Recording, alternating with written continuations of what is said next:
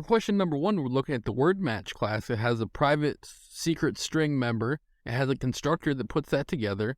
It has a score guess method that you'll implement in part A, and it has a findBetterGuess method that you'll implement in part B. For question 1B, you're writing the WordMatch method findBetterGuess, which returns a better guess of its 2 string parameters, guess 1 and guess 2. If the score guess method returns different values for guess 1 and guess 2, then the guess with the higher score is returned.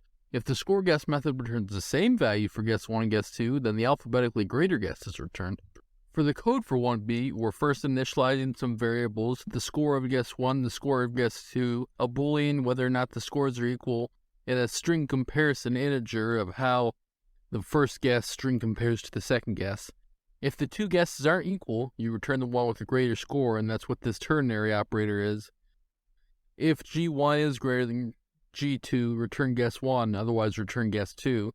And then if the 2 guesses are equal, return the one that comes first alphabetically. So if the comparison integer is greater than 0, that means guess 1 comes first alphabetically, so you return it, otherwise you return guess 2. I normally make content teaching you how to code in Python, Java, and JavaScript, so if that sounds interesting to you, please subscribe.